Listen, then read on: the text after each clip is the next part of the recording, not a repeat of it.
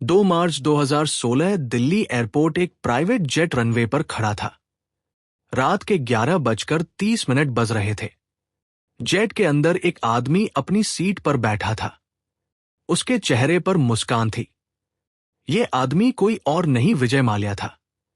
वही माल्या जिसके पास कभी 9,000 करोड़ रुपए थे। वही माल्या जिसे किंग ऑफ गुड टाइम्स कहा जाता था। और वही माल्या जिसने हमारे देश के बैंकों से हजारों करोड़ रुपए लिए और कभी लौटाए नहीं। प्राइवेट जेट की लाइट्स बंद हुई और प्लेन उड़ान भरने लगा। माल्या ने आखिरी बार इंडिया की तरफ देखा। शायद उसको पता था कि अब वो वापस नहीं आ पाएगा।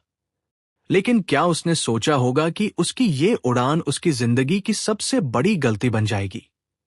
इस कहानी की शुरुआत होती है 1955 से, एक छोटे से बच्चे के साथ जिसका नाम विजय माल्या था। विजय के पापा विट्ठल माल्या एक बड़े बिजनेसमैन थे। उनके पास यूनाइटेड ब्रूवरीज ग्रुप था जो बियर और शराब बनाता था। विजय की परवरिश अमीरी में हुई। उसके घर में कोई कमी नहीं थी। बचपन से ही विजय ने अपने पापा को बिजनेस करते हुए देखा था। स्कूल के दिनों से ही विजय को शौक था बड़े बड़े सपने देखने का।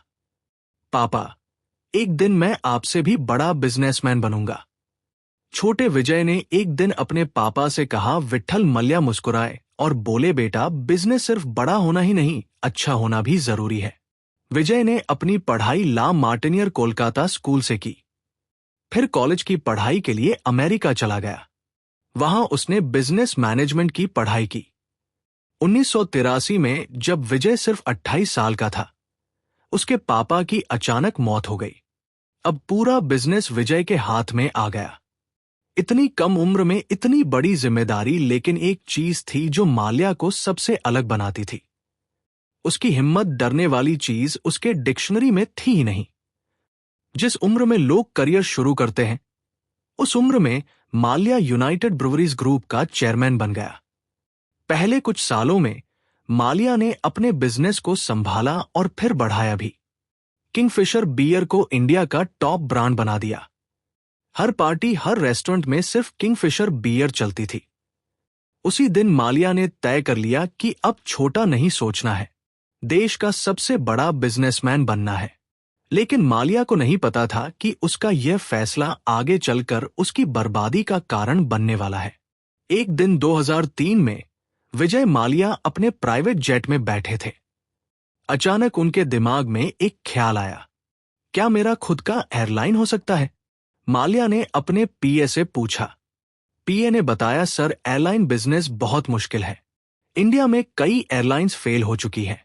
माल्या मुस्कुराए और बोले, जिनको बिजनेस करना नहीं आता वही फेल होते हैं। मैं अलग हूं। दोस्तों, माल्या ने देखा कि उस वक्त इंडिया में एयर ट्रैवल तेजी से बढ़ रहा था। मिडिल क्लास लोग अब प्लेन से ट्रैवल करना चाहते थे। लेकिन उस वक्त एयरलाइंस या तो बहुत महंगे थे या फिर बिल्कुल बेसिक सर्विस देते थे। माल्या ने सोचा, अगर मैं एक ऐसा एयरलाइन लॉन्च करूं जो लग्जरी भी दे और किराया भी थोड़ा कम हो तो लोग जरूर पसंद करेंगे। सिंपल भाषा में, एक ऐसा एयरलाइन जो अमीर लोगों जैसा फील कराए पर टिकट थोड़ा सस्ता हो। माल्या ने 2005 में किंगफिशर एयरलाइंस लॉन्च किया।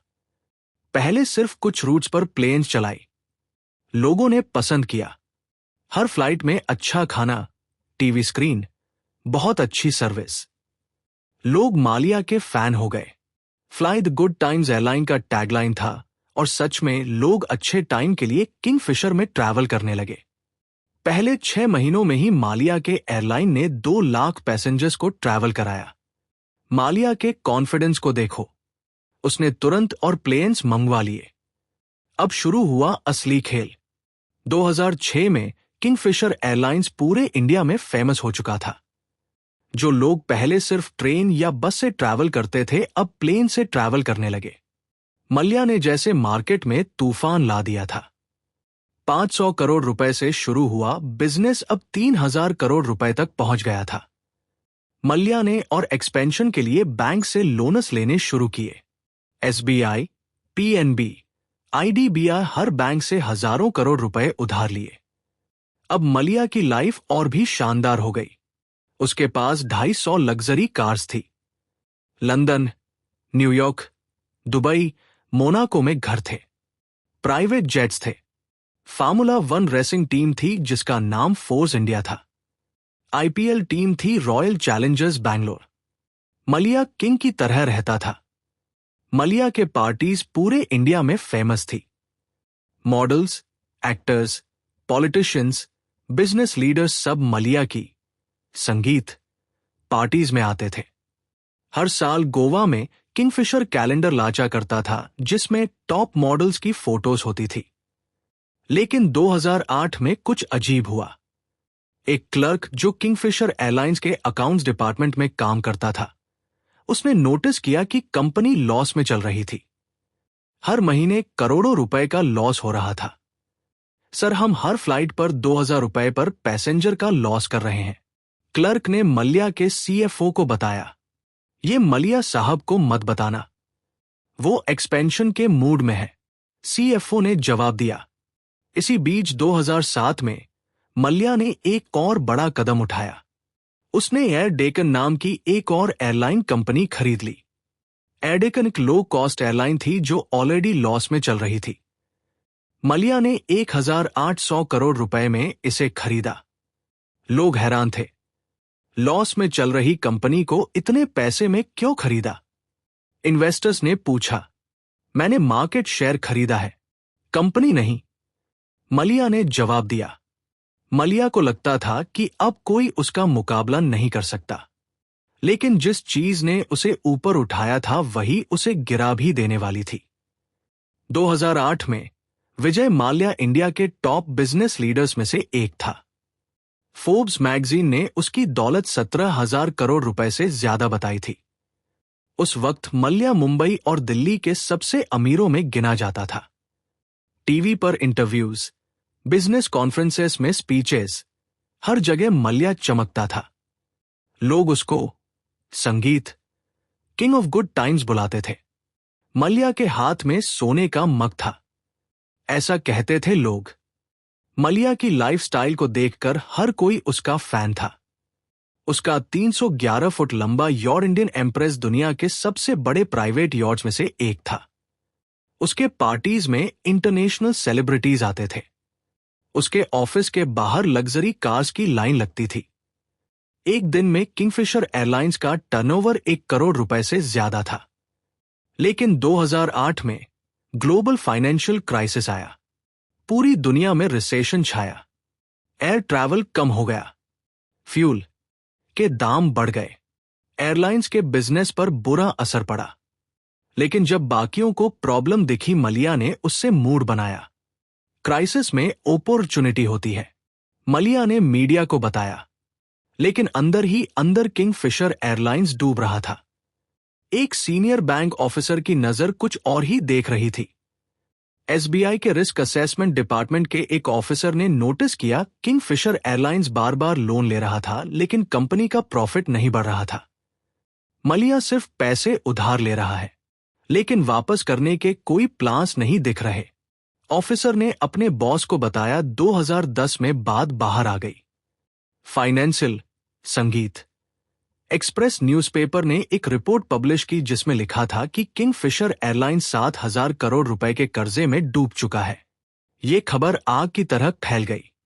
शेयर मार्केट में किंगफिशर एयरलाइंस के शेयर्स गिरने लगे। इन्वेस्टर्स परेशान हो गए। बैंक्स ने मलिया से पैसे वापस मांगे। अब चेन रिएक्शन शुरू हुआ। एक के बाद एक प्रॉब्लम्स आने लगी। एम्प्लॉइज को सैलरी नहीं मिल रही थी। पायलट्स और कैबिन क्रू ने स्ट्राइक कर दिया। फ्यूल कंपनीज ने किंगफिशर एयरलाइंस को फ्यूल देना बंद कर दिया क्योंकि पेमेंट नहीं मिला था। टैक्स डिपार्टमेंट ने किंगफिशर के अकाउंट्स फ्रीज कर दिए। डीजीसीए यानी प्लेन चलाने वाली गवर्नमेंट एजेंसी ने सेफ्टी इश्यूज के लिए नोटिस भेजा। देखते ही देखते मलिया का सपना टूट रहा था। किंगफिशर एयरलाइंस की फ्लाइट्स कम होती गई। फिर 2012 में डीजीसीए ने किंगफिशर एयरलाइंस का लाइसेंस कैंसिल कर दिया। मलिया ने बचने की कोशिश की। उसने बैंक से और पैसे मांगे। मुझे थोड़ा और टाइम दो, मैं सब ठीक कर दूंगा, मलिया ने एसबी के चेयरमैन से कहा। उसने यूनाइटेड स्पिरिट्स कंपनी में अपना हिस्सा बेचने की कोशिश की, कुछ प्रॉपर्टीज बेचने की कोशिश की, एम्प्लॉयज को भरोसा दिलाया कि सैलरी मिलेगी, लेकिन अब बहुत देर हो चुकी थी। फरवरी 2016 में बैंक्स ने मलिया को विलफुल डिफॉल्टर डिक्लेयर कर दिया। मतलब ये कि मलिया पैसे वापस कर सकता था, लेकिन उसने जानबूझकर नहीं किए। सीबीआई ने मलिया के खिलाफ केस दर्ज किया। इन्फोर्समेंट डायरेक्टरेट ईडी ने मनी लॉन्ड्रिंग के लिए इन्वेस्टिगेशन शुरू किया। कोर्ट ने अरेस्ट वारंट जारी किया और फाइनली 2 मार्च 2016 को जब मालिया को पता चला कि उसे अरेस्ट किया जा सकता है, वो प्राइवेट जेट में बैठकर लंदन भाग गया। अगर वो कुछ दिन और रुक जाता तो शायद एयरपोर्ट पर ही अरेस्ट हो जाता। मालिया ने टाइमिंग परफेक्ट की थी। ऐसे वक्त पर भागा जब अभी कोर्ट का स्ट्रिक्ट ऑर्डर नहीं आया था। मालिया के भागने के बाद हजारों एम्प्लॉयज की जिंदगी खराब हो गई। किंगफिशर एयरलाइंस के 7,000 से ज्यादा एम्प्लॉय एक दिन में बेरोजगार हो गए। कई लोगों को 6 से 8 महीनों की सैलरी नहीं मिली थी। मैंने अपनी बेटी की शादी के लिए पैसे बचा कर रखे थे, अब सब खत्म हो गए।